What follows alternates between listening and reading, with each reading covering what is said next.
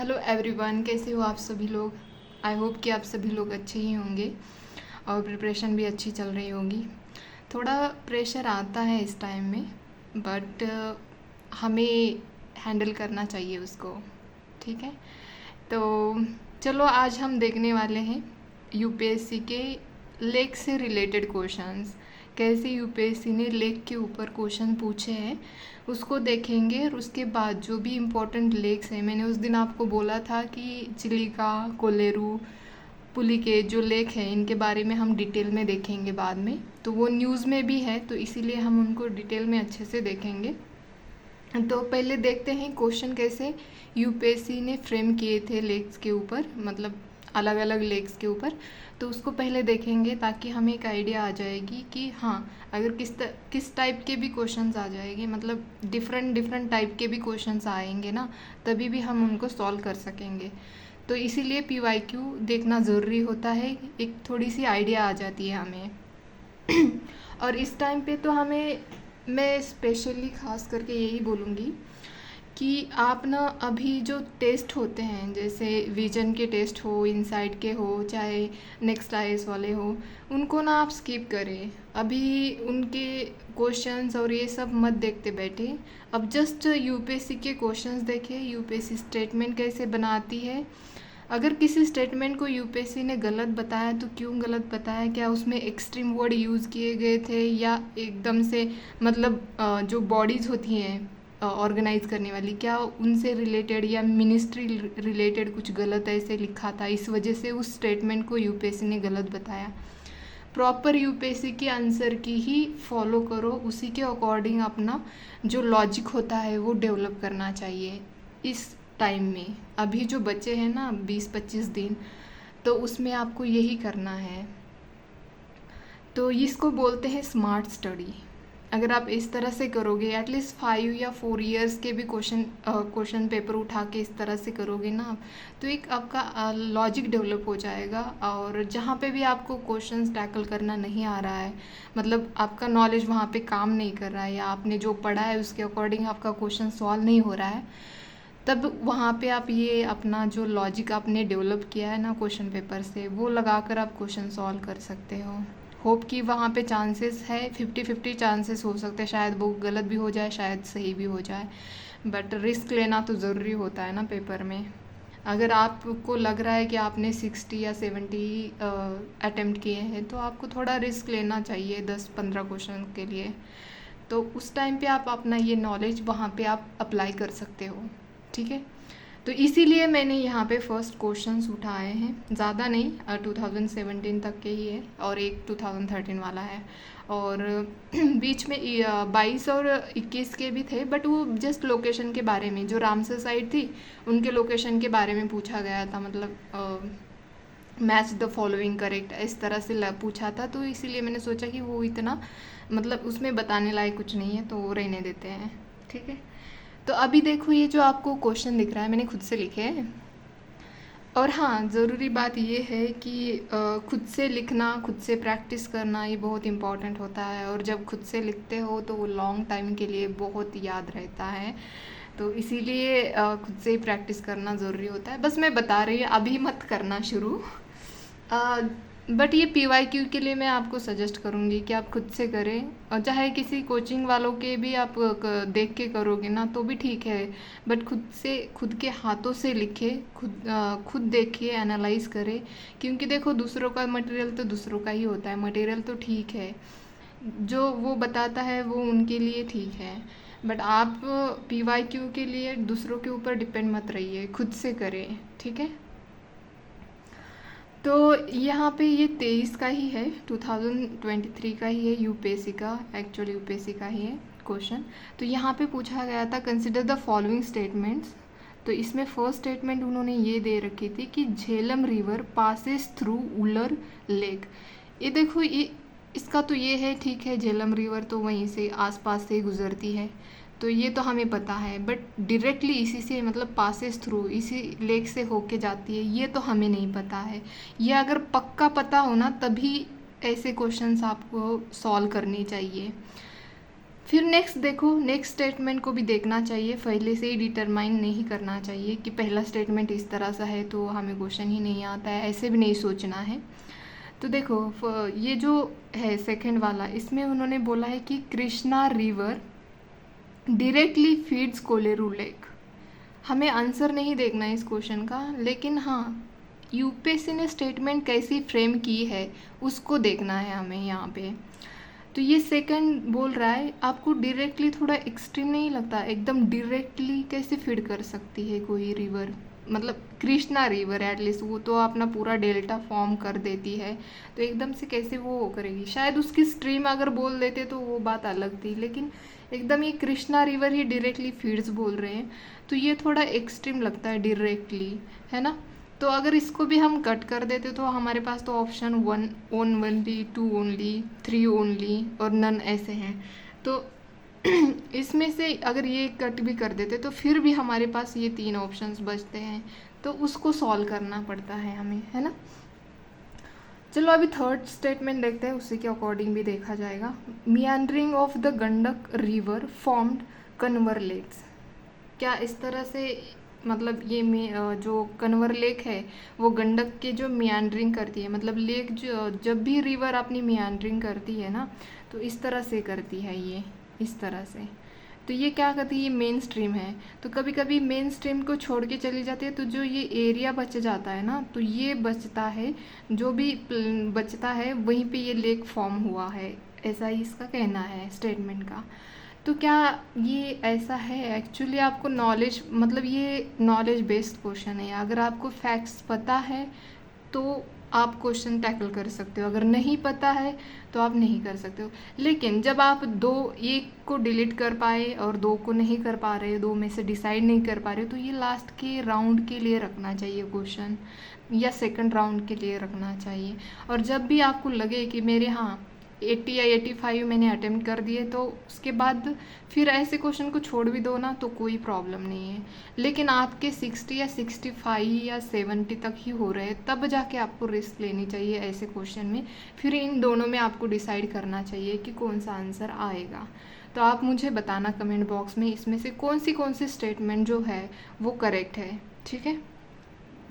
Next देखते हैं, next question जो है यहाँ पे 2018 का है। यहाँ पे बोला गया है कि which one of the following is an artificial lake, मतलब मैन मेड बनाया गया है, कि जो नेचुरली नहीं फॉर्म हुआ होता है वो जो रिवर नहीं, लेक, बट मैन मेड मतलब हम इंसान ने, गवर्नमेंट ने बनाया हुआ लेक होता है, ठीक है।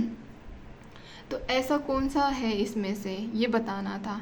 तो यहाँ पे ऑप्शन में उन्होंने ये कोडाई कैनल, कोलेरू, नैनीताल, रेणुका, तो इसमें तो आपको पता होना चाहिए कि कौन सा है। कोलेरू तो है, ये तो नेचुरली है, आपको पता है कृष्णा और गोदावरी के बीच में फॉर्म होता है ये, तो ये तो पता है। यहाँ पे भी इसका ऑप्शन था, मतलब अगर 2018 का क्वेश्चन आपने देखा होता और ये जो ऑप्शन दे रखे हैं इनको अच्छे से कर लेते, इसमें से आप कोलेरू को भी अच्छे से कर लेते, तो शायद ये 23 का जो क्वेश्चन है आप अच्छे से सॉल्व कर पाते।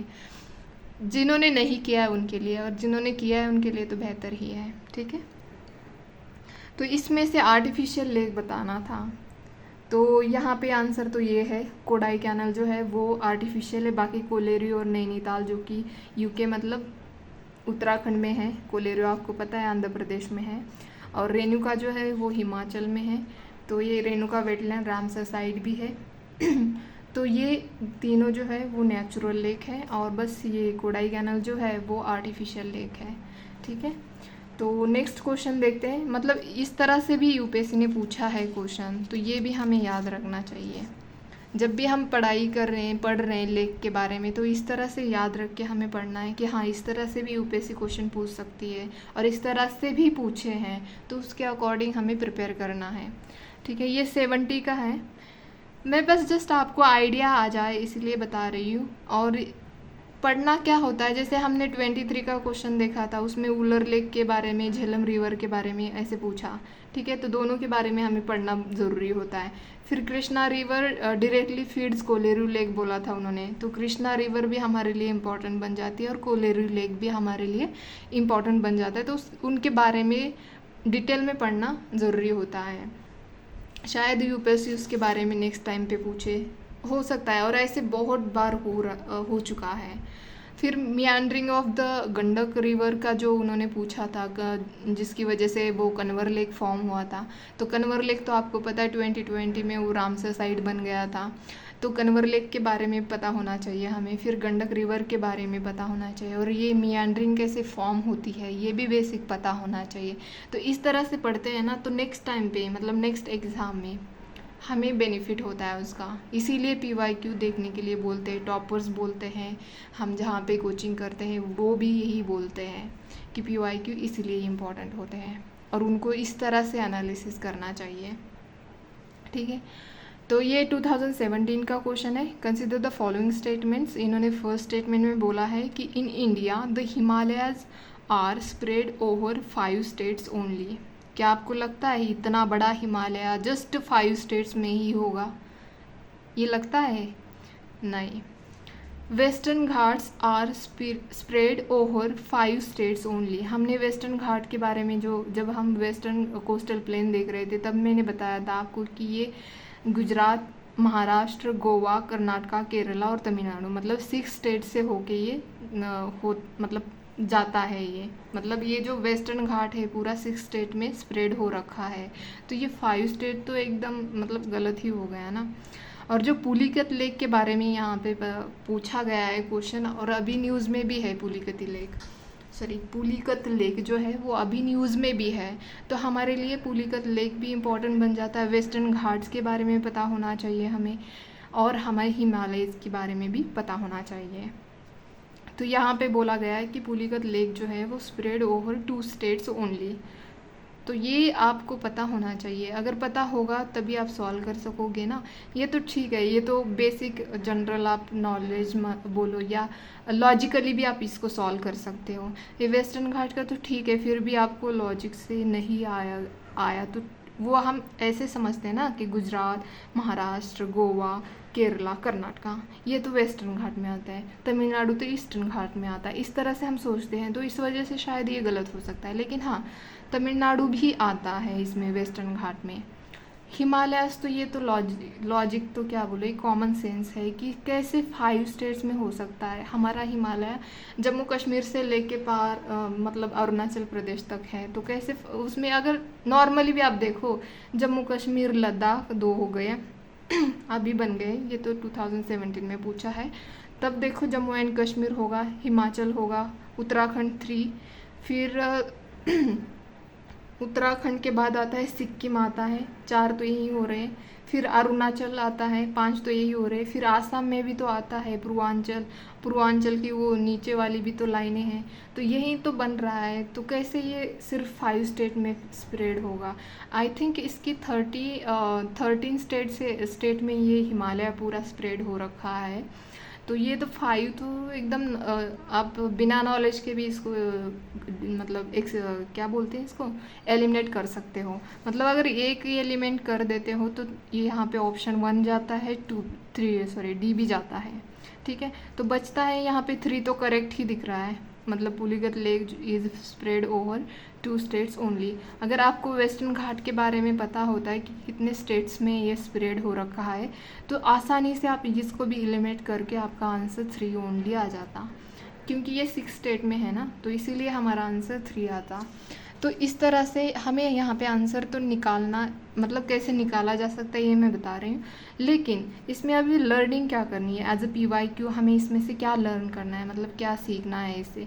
तो हिमालय के बारे में देखना है हमें कि ट्रांस हिमालय, फिर ग्रेट हिमालय, फिर लेसर हिमालय, और उसको हिमाचल भी बोलते हैं, और ग्रेट हिमालय को हिमाद्री भी बोलते हैं।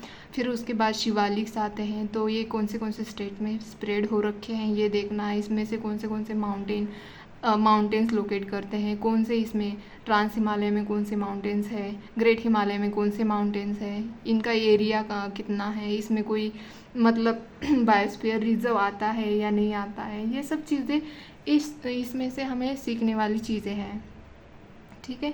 और वेस्टर्न घाट में भी सेम यही देखना है कि रिवर्स कौन सी होती है, इसमें बायोस्फीयर रिजर्व कौन सा आता है, नेशनल पार्क्स कौन से आते हैं, और ये कौन से स्टेट में मतलब स्प्रेड हो रखा है, और कितना मतलब नॉर्थ में ये ज़्यादा ब्रॉड है या साउथ में ज़्यादा ब्रॉड है, बीच में थोड़ा सा श्रिंक हो गया है। इस तरह से हमें देखना होता है वेस्टर्न घाट में, और मैंने इनके ऊपर वीडियोस बनाए, उसमें बताया भी है ये सब चीज़ें।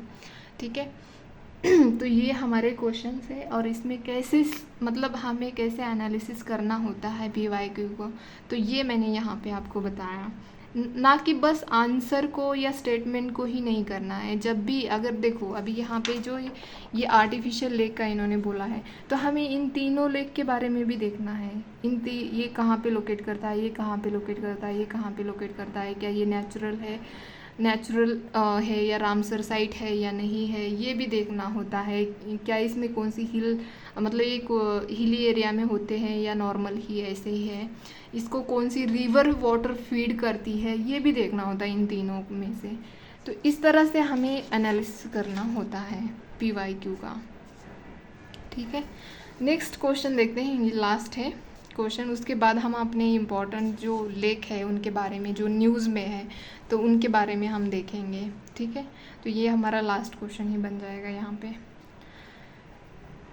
कंसिडर द फॉलोइंग पेयर्स, तो यहाँ पे पेयर्स दे रखे हैं, तो उसमें से हमें करेक्ट निकालना है।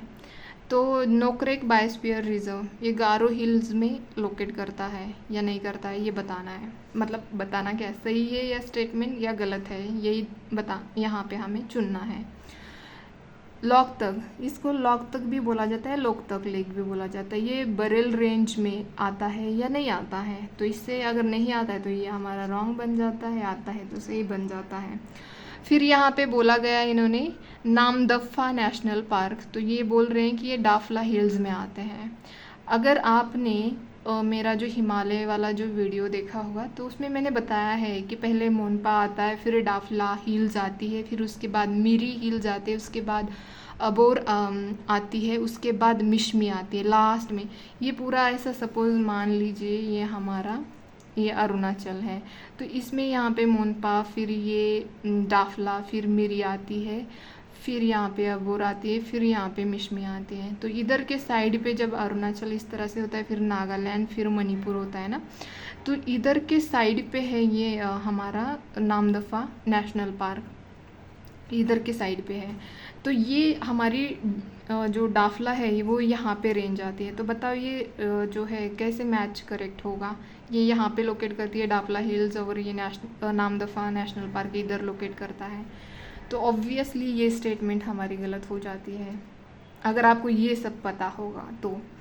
और अगर ये पता होगा, आपने रेंजेस अच्छे से किए होंगे तो आपको पता होगा कि ये बरेल रेंज जो है वो आसाम में आती है, और जो हमारा लोकतक है वो मणिपुर में लोकेट करता है। तो लोकतक के बारे में भी पता होना चाहिए कि ये भी एक रामसर साइट है, और ये कितनी इम्पॉर्टेंट है। यहाँ पे फुमडीज होती है जिसके अंदर हमारे शांघाई डियर है जो कि एंडेंजर्ड है, तो ये भी हमें पता होना चाहिए कहाँ पे मणिपुर में लोकेट करता है, ये भी पता होना चाहिए, मतलब डिटेल में देखना चाहिए हमें। और नोकरेक बायोस्फीयर रिजर्व तो आपको तो पता है गारो हिल्स में आते हैं, जो ये मेघालय में है। पहले गारो आती है, फिर खासी आती है, फिर जयंती आती है। तो ये है गारो में लोकेट करता है नोकरेक बायोस्फीयर रिजर्व। तो ये आपने बायोस्फीयर रिजर्व और ये सब अच्छे से किए होंगे तो आपको ये क्वेश्चन आसानी से आता। और नेक्स्ट टाइम पे मतलब PYQ करते हैं तो हमें पता होना चाहिए कि कितने बायोस्फीयर रिजर्व है इंडिया में, और ये कौन से स्टेट में लोकेट करते हैं, ये सब हमें पता होना चाहिए। उनमें से कौन सी रिवर पास होती है, मतलब उनके आसपास कोई वाइल्ड लाइफ सेंचुरी है, कोई फॉरेस्ट रिजर्व है, ये सब हमें पता होना चाहिए। इस तरह से इसका एनालिसिस करना चाहिए क्वेश्चंस का। ठीक है। तो ये हमने बताया, मैंने ये बताया बरेल रेंजेस। हम रेंजेस और हिल्स के लिए मैं अलग से एक वीडियो बनाने वाली हूँ, उसके ऊपर भी जो भी PYQ क्वेश्चंस है उनको हम देखेंगे। और देखो PYQ ना बहुत मतलब अभी सॉल्व करते टाइम पे बहुत आसान लगते हैं हमें, लेकिन जब हमारा एक्चुअल पेपर होता है ना, उसमें हमारा माइंड में ना बहुत ज़्यादा प्रेशर हो रखा होता है। हमारे माइंड के अंदर भी और ऊपर से भी बहुत प्रेशर होता है, क्योंकि टाइम का प्रेशर होता है ऊपर से। तो इसीलिए हमें जल्दी जल्दी सोचने में हम गलत कर देते हैं। तो ऐसा नहीं करना है बिल्कुल। अभी अभी कामली रहना है, ज़्यादा प्रेशर बिल्कुल नहीं करना है, क्योंकि अभी प्रेशर लेके क्या करोगे, जो पढ़ा है वो भी अच्छे से नहीं आएगा, है ना। तो इसीलिए अभी जितना हो सके उतना आराम से शांति से रहना है, और जितना हो सके उतना रिवाइज करना है। और PYQ प्लीज़ देखते रहिए, प्लीज़ देखिए। बस इसीलिए नहीं कि उसका आंसर देखना है, हमें आंसर्स की कोई ज़रूरत नहीं है, हमें कैसे क्वेश्चन पूछ रही है UPSC ये ज़रूरी है, ये पता होना चाहिए। और क्या पूछा है उसके बारे में भी हमें पता होना चाहिए डिटेल में, ताकि उससे रिलेटेड अगर क्वेश्चन भी आया ना तो हम टैकल कर सकें, है ना। तो इसीलिए तो इसका ऑप्शन तो देखो, ये तो गारो में आता है तो ये सही है, ये डापला में नहीं आता। और ये बरेल रेंज यहाँ लोग तक के इसमें नहीं है, मणिपुर में नहीं है, ये आसाम में है। तो ये तो रॉन्ग हो जाता है, ये भी हमारा रॉन्ग बन जाता है। तो इसका ओनली वन आंसर आ जाता है, ठीक है। चलो अभी देखते हैं हमारे इम्पोर्टेंट जो लेक न्यूज़ में है तो उनके बारे में। वैसे ये आपको मिलेगा मतलब 365 में भी मिलेगा, लेकिन कुछ एडिशन किया है मैंने इसमें, जो कि अकॉर्डिंग टू PYQ मैंने इसमें एडिशन कर रखा है। तो इसीलिए मैंने सोचा कि आज इसको डिस्कस करते हैं। और वैसे मैंने आप लोगों से कहा था अभी कि मैं करूँगी, तो इसीलिए पहले तो मैं इसकी मैप के ऊपर लोकेशन दिखाऊँगी आपको कि कहाँ पे ये लोकेट करते हैं। जैसे कि मैंने बोला, कन्वर लेक एक फ्रेश वाटर लेक है, और ये यहाँ पे बिहार में लोकेट करता है। एक वेटलैंड भी है, रामसर साइट भी है, इसको रामसर साइट 2020 में डिक्लेयर कर रखा है। तो ये यहाँ पे लोकेट करता है बिहार में, ठीक है। ये ऑक्सबो लेक है, जैसे कि अभी मैंने बताया भी था। ये PYQ में भी इसके बारे में पूछा गया है, तो हमें पता होना चाहिए, ठीक है। अभी डीपर बिल सॉरी ये भील है। ये डीपर भील जो है, इसको भील का मतलब लेक होता है। तो ये फ्रेश वाटर लेक है जो कि आसाम में लोकेट करता है। तो खास करके आपको गुवाहाटी तो पता ही होगी, तो उसके ना ये साउथ में लोकेट करता है ये डीपर भील। नेक्स्ट है यहाँ पे वेस्ट बंगाल में, आपको सुंदरबन वेटलैंड तो पता है। यहाँ पे ये रामसर साइट है, वर्ल्ड हेरिटेज साइट है ये। तो यहाँ पे बंगाल टाइगर मिलते हैं जो कि एंडेंजर्ड है। तो ये हमें इम्पॉर्टेंट इतना पता है। और इसको फीड मतलब ये डेल्टा यहाँ पे बनाती है अपनी गंगा मेघना जो बराक रिवर्स आती है, वो यहाँ पे ब्रह्मपुत्रा जो आते हैं वो यहाँ पे डेल्टा बनाते हैं। तो इतना हमारे लिए सफिशेंट है। और ये यहाँ पे जो मैंग्रोव्स पाए जाते हैं, वर्ल्ड की लार्जेस्ट मैंग्रोव्स यहाँ पे पाए जाते हैं, ये पता होना चाहिए। वैसे मैंने लास्ट वीडियो में ये बताया भी था। यहाँ पे उड़ीसा में यहाँ पे चिलिका लेक्स यहाँ पे है। तो ये ब्रैकिश वाटर लेक्स होते हैं। आपको पता होगा कि ब्रैकिश का मतलब क्या होता है और फ्रेश वाटर लेक्स का मतलब क्या होता है। ब्रैकिश मतलब रिवर जो वाटर लेके आती है, और यहाँ पे जो इसका वाटर होता है, यहाँ पे बे ऑफ बंगाल है ना, तो ये दोनों जब मिक्स होते हैं, ये बे का वाटर और जो रिवर का वाटर जो आता है वो दोनों मिक्स होते हैं, तो वो ब्रैकिश बन जाते हैं। तो इसीलिए ये एशिया का लार्जेस्ट ब्रैकिश वाटर लेक है और वर्ल्ड का second largest brackish water lake है, ठीक है। तो आपको बताना है वर्ल्ड में सबसे ब्रैकिश वाटर मतलब सबसे लार्जेस्ट ब्रैकिश वाटर लेक कहाँ पे है और क्या नाम है उसका, कमेंट बॉक्स में बताना। आप बताते नहीं हो, बताना चाहिए एक्चुअली, क्योंकि आपकी वजह से मेरी भी पढ़ाई होती है और मेरी वजह से आपकी भी होती है, ठीक है। और कोलेरू लेक जो कि यहाँ पे आंध्र प्रदेश में आता है, ये फ्रेश वाटर लेक है। हम इसके बारे में डिटेल में बताएंगे, जस्ट मैपिंग में बता रही हूँ कि ये कहाँ पे लोकेट करते हैं। और पुलिकेत है, ये भी न्यूज़ में है। जैसे कि मैंने यहाँ पे बोला 70% जो है ये आंध्र प्रदेश में आता है और 3% ओनली ये तमिलनाडु में आता है। यहाँ पे मैंने 96 कर दिया है, बट यहाँ पे 70 कर देना, ठीक है। तो इसको अगर रिवर्स देखे जाए तो यहाँ पे अरानी एंड कलानगी जो रिवर्स है वो इसको वाटर फीड करती है। और यहाँ पे अगर इसके वेस्ट में देखा जाए पुलिकल लेक के, तो यहाँ पे बकिंगम चैनल है। तो इतना याद रख लेना, ठीक है। अगर शायद कभी पूछा जाए तो ये ऐसे नहीं लगना चाहिए कि शायद ये इंग्लैंड में होगा और क्या, नहीं, यहाँ पे है ये बकिंगम, ठीक है। तो ये पुलिकत जो है ये भी ब्रैकिश वाटर है। अगर आपने देखना है तो ये जो ईस्टर्न घाट है इसमें 3 लेक्स आते हैं, है ना, चिलिका फर्स्ट, फिर कोलेरू, फिर पुलिकत। बट इसमें बस इतना ही याद रख लेना कि ये जो है फर्स्ट वाला और ये लास्ट वाला ये दोनों ब्रैकिश है, और बीच वाला जो है वो फ्रेश वाटर है, ठीक है। कोलेरू जो है वो फ्रेश वाटर है क्योंकि इसको रिवर्स ही फीड करती है। और यहाँ पे पुलिकत के थोड़े से आगे देखो, इसको और पुलिकत लेक को और बे ऑफ बंगाल को अगर कोई सेपरेट करता है तो वो है बैरियर आइलैंड्स ऑफ श्रीहरिकोटा, जिसके ऊपर हमारा ये सतीश धवन स्पेस सेंटर भी है। यहाँ पे यहीं से हम अपने रॉकेट्स लॉन्च करते हैं, ठीक है। तो जितना इम्पोर्टेंट था उतना बताया इसके बारे में। नेक्स्ट है, डिटेल में तो हम देखेंगे बट मैं जस्ट यहाँ पेज पे बता रही हूँ। और ये जो वेम्बनाड कोल वेटलैंड्स है इसके बारे में मैंने डिटेल में नहीं लिखा क्योंकि ये ये ब्रैकिश वाटर ही लेक है और फेमस है ये कुट्टानाड जो है ये केरला में लोकेट करता है। ये कुट्टानाड जो होता है एक फिश एंड पैडी की फील्ड होती है, ये दोनों एक साथ किए जाते हैं और ये बिलो सी लेवल है, तो इसीलिए ये फेमस है यहाँ पे, ठीक है। और यहाँ पे स्पॉट बिल्ड पेलिकन भी पाए जाते हैं। और यहाँ पे अगर देखोगे ना आप, चिलिका, कोलेरू और पुलिकत, यहाँ पे माइग्रेटरी बर्ड्स भी आते जाते रहते हैं। और अभी पुलिकत इसी वजह से क्योंकि यहाँ पे 6 साल के बाद यहाँ पे लेसर जो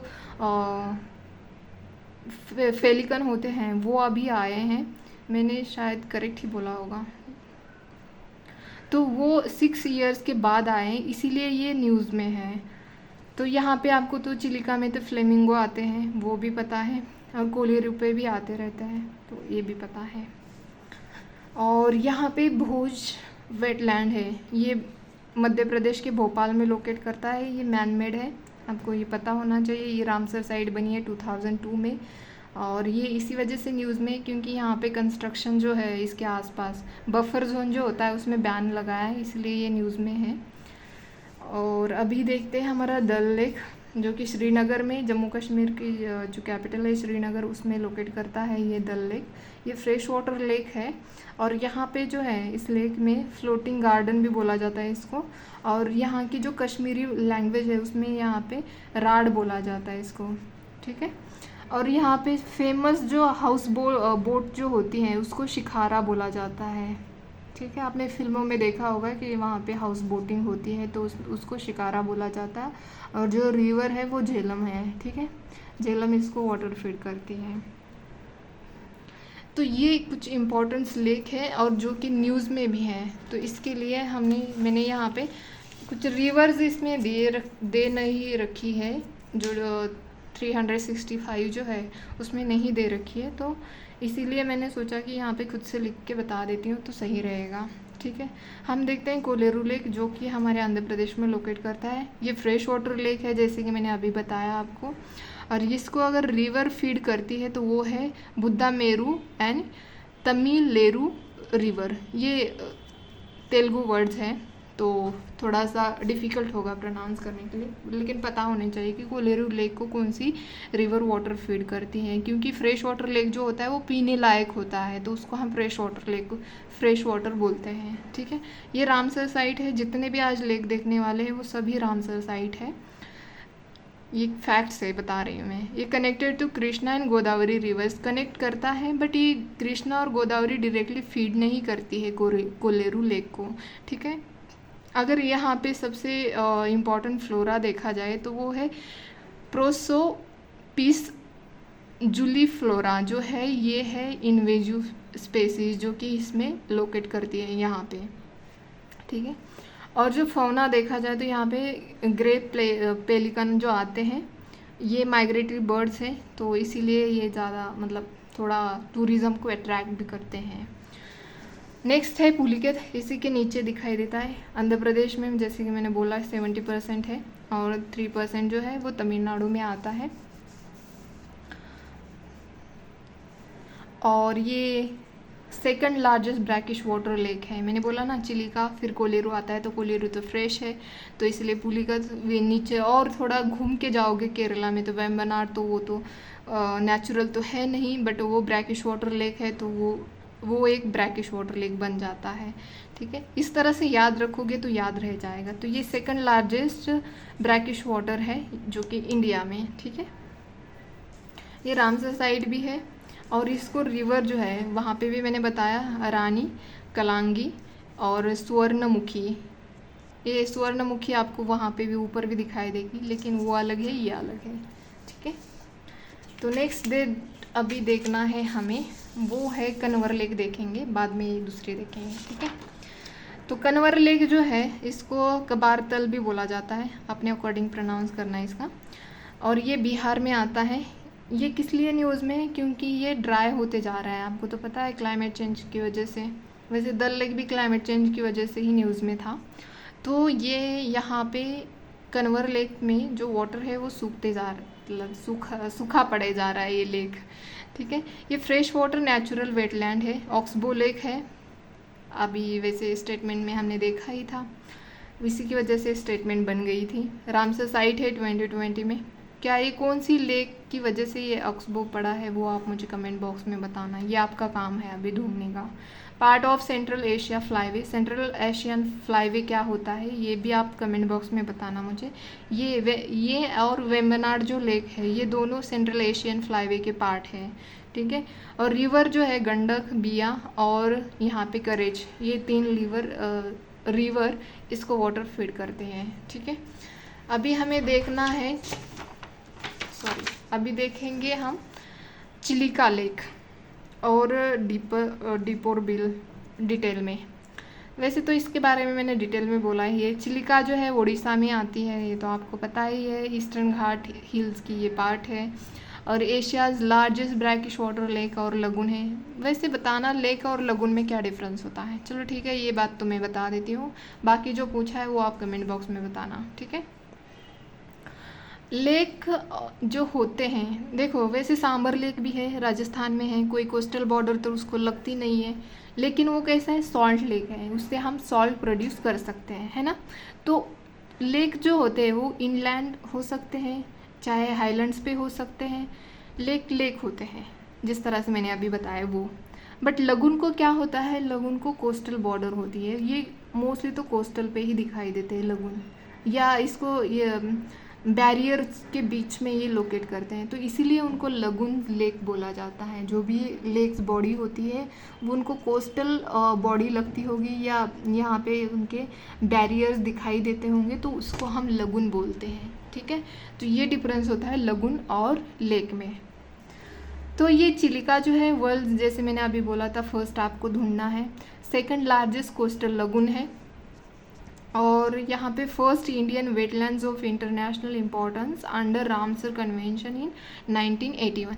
वैसे रामसर कन्वेंशन जो है ये इंटर गवर्नमेंटल ट्रीटी है। इंटर गवर्नमेंटल मतलब कि कुछ देश है, 4-5 देश ले लो, उनके गवर्नमेंट एक साथ आते हैं और वो ट्रीटी बनाते हैं, तो इसको इंटर गवर्नमेंटल ट्रीटी बोला जाता है, ट्रीटी। ठीक है, तो ये जो आया था फर्स्ट रामसर कन्वेंशन 1971 को, और इसको फोर्स में लाया गया 1975 में, लेकिन इंडिया के अंदर ये 1981 में आया।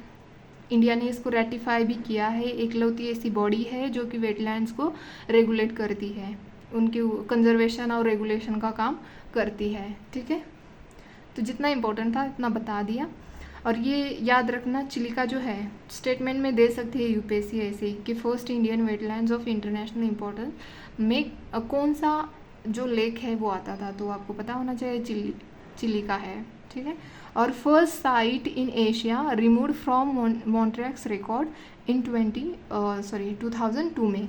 इसको ये एशिया की ऐसी साइट है जिसको ये पहले तो ऐड किया गया इसको मॉन्ट्रियक्स रिकॉर्ड में। मॉन्ट्रियक्स रिकॉर्ड यही होता है कि अगर कोई इकोलॉजिकल चेंजेस आपको उस लेक में दिखाई दे रहे हैं ना, तभी, या वेटलैंड में दिखाई देते हैं, तभी उसको वो ऐड किया जाता है इसके अंदर। लेकिन जब वो अच्छे से बन जाती है तो उसको निकाल दिया जाता है। तो यही होता है। तो हमारी चिलिका जो है एशिया की फर्स्ट है जिसको रिमूव कर दिया गया।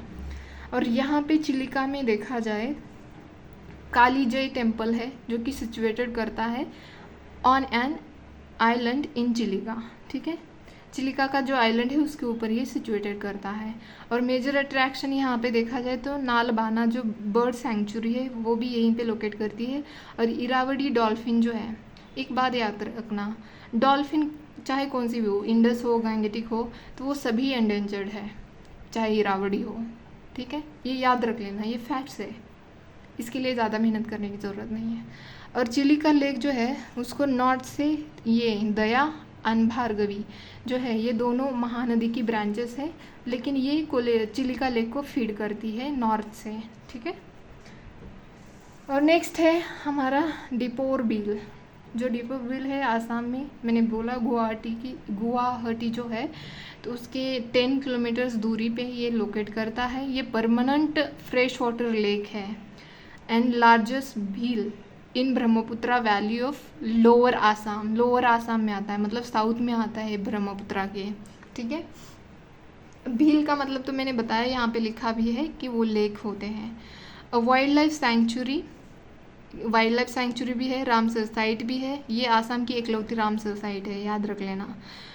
इम्पॉर्टेंट बर्ड्स एरिया साइट भी है जो कि डिक्लेयर करती है बाय एन NGO है। ये एक बर्ड लाइफ इंटरनेशनल जो है वो NGO है, उसके द्वारा डिक्लेयर की गई है दीपर बोल बर्ड्स एरिया साइट।